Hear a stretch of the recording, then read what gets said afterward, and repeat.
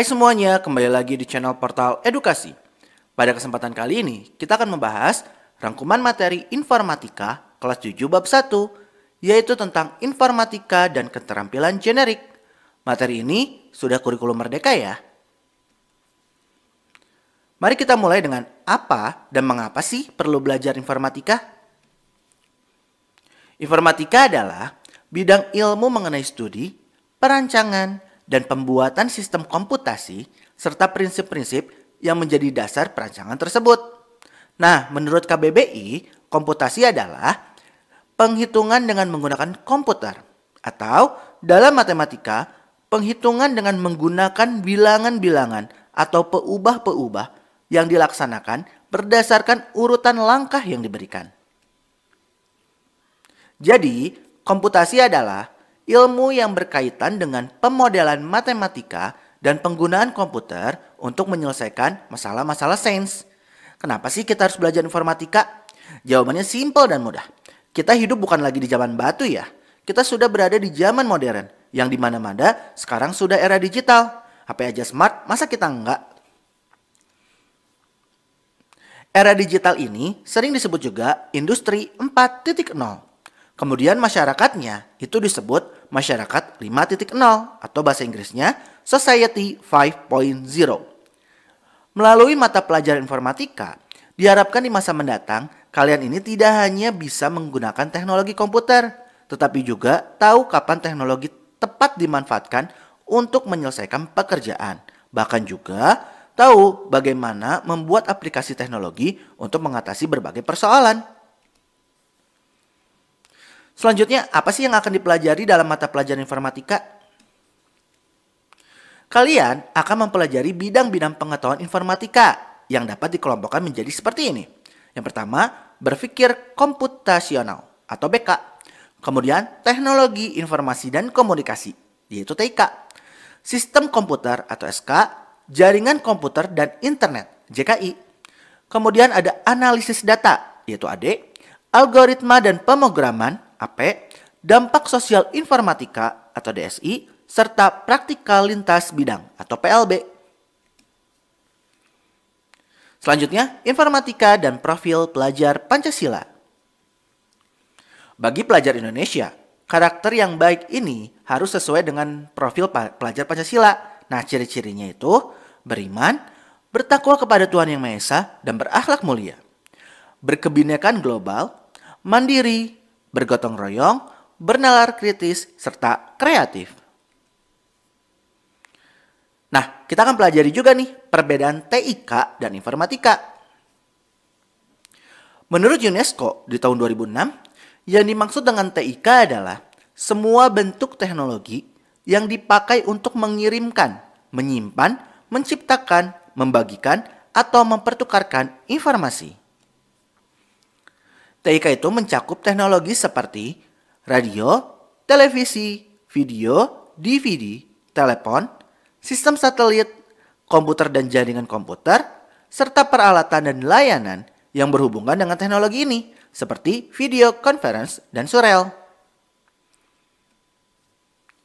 Sedangkan informatika adalah bidang ilmu yang mencakup 5 elemen. Apa aja 5 elemen itu?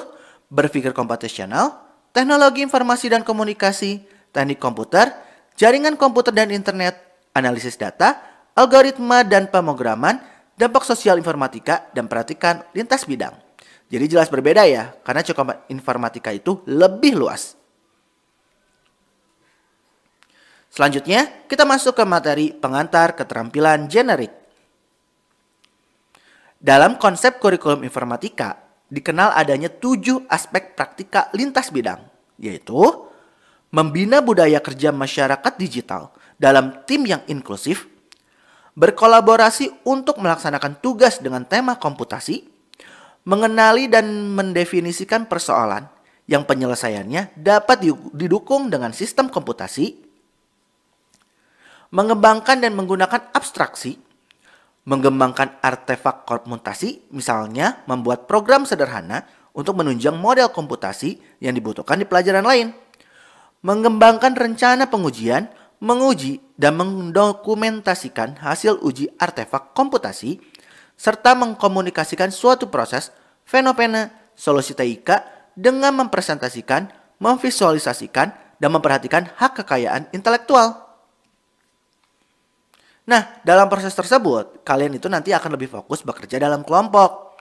Agar bekerja dalam kelompok menjadi efisien, efektif, dan menghasilkan solusi yang baik, kalian bisa melakukan hal berikut ini ya. Yang pertama, pahami persoalan dan tujuan bersama yang akan dicapai oleh kelompok. Kemudian lakukan pembagian peran dalam kelompok, sehingga setiap anggota itu mendapatkan peran dan pembagian tugas. Kemudian kerjakan tugas sesuai dengan peran masing-masing. Nah, setelah masing-masing mengerjakan bagian sesuai perannya, tim harus berkumpul untuk mengintegrasikan hasil kerja masing-masing. Selanjutnya kelompok dipimpin oleh ketua kelompok atau diskusi, merumuskan kesimpulan semua kelompok dengan berdiskusi.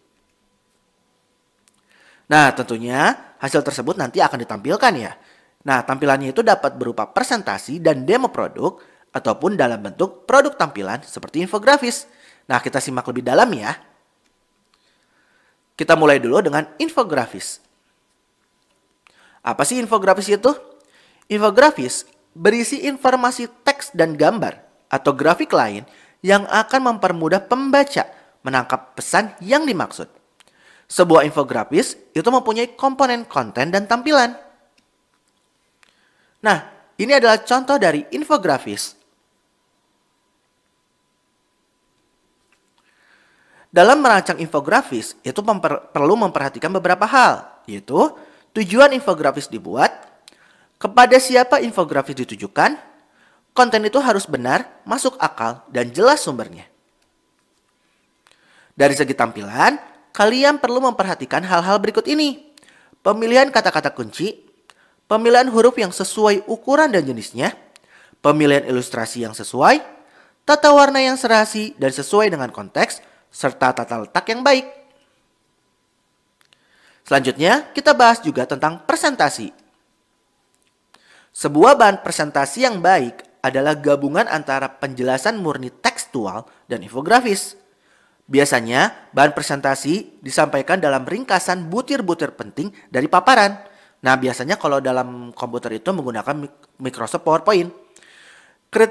Kriteria dari sebuah bahan presentasi yang baik ditentukan oleh konten dan tampilannya. Dari segi konten, itu harus mengandung bagian penting berikut yang menunjukkan alur logika dari paparan yang mengalir dengan runtut. Runtut itu berurutan, jadi mulai dari ringkasan, latar belakang, paparan utama, sampai penutup atau kesimpulan.